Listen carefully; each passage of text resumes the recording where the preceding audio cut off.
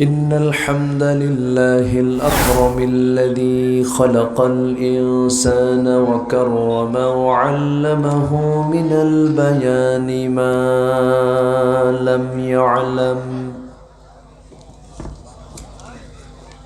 فسبحان الذي لا يحصى امتنانه باللسان ولا بالقلم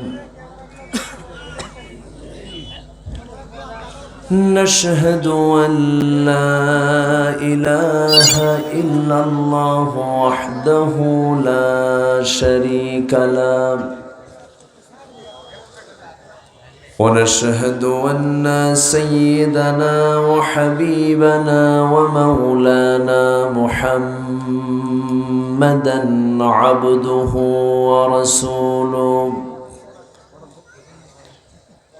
الذي أرسله بالحق بشيرا ونذيرا وداعيا إلى الله بإذنه وسراجا منيرا فقد قال الله تعالى في كلامه المجيد وفرقانه الحميد أعوذ بالله من الشيطان الرجيم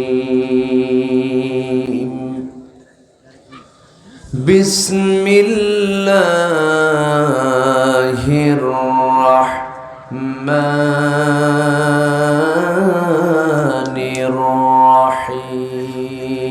الرحيم إن الله وملائكته يصلون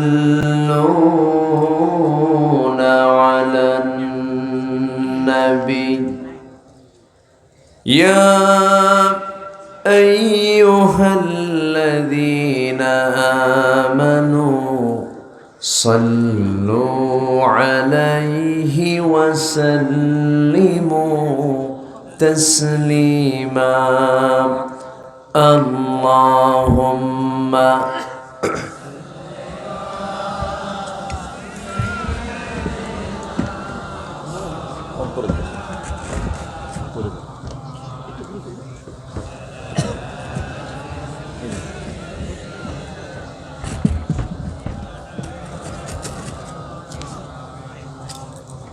একটু মোহাব্বত দিয়ে নবীর প্রেমে মাতোয়ারা হয়ে জবান খুলে আওয়াজ দিয়ে সবাই বলুন আল্লাহুম্মা সাল্লি আলা সাইয়্যিদিনা মাওলানা মুহাম্মদ ওয়া আলা আলিহি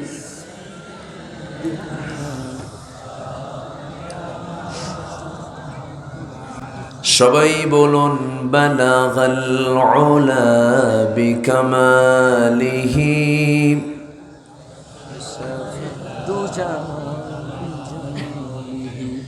حسنت جميع خصاله صلوا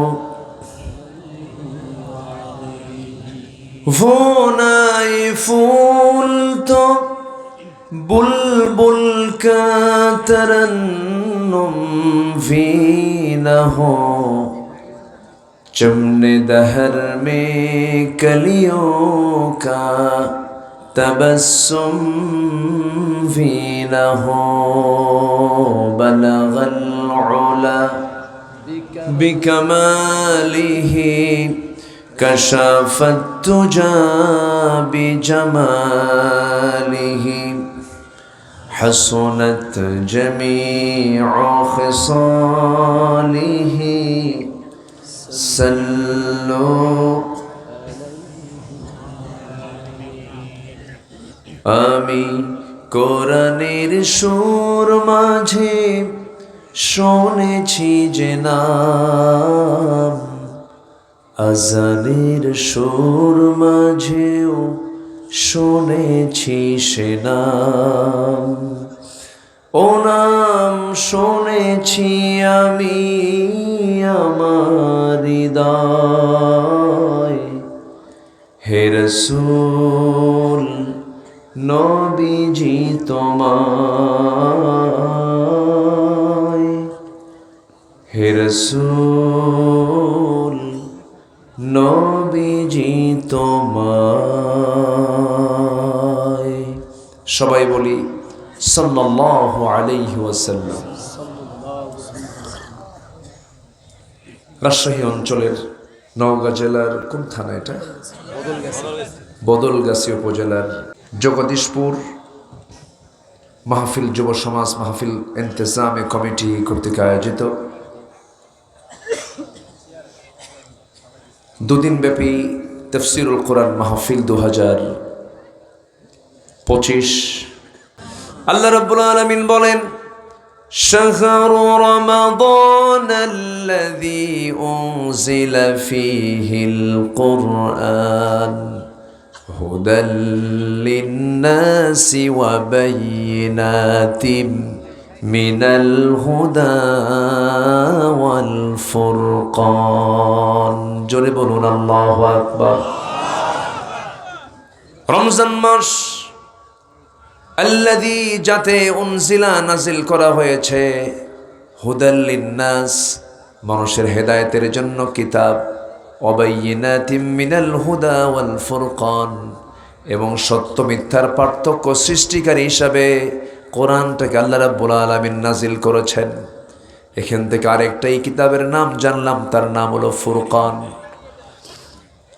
আল্লাহ রাব্বুল আলামিন ফুরকান নামে একটা সূরা নাজিল করেছেন। তিনি নিজে বলছেন, তাবারাকাল্লাযী নাযালাল ফুরকানা আলা আবদিহি লিয়াকুনা লিল আলামিনা নাযীরা।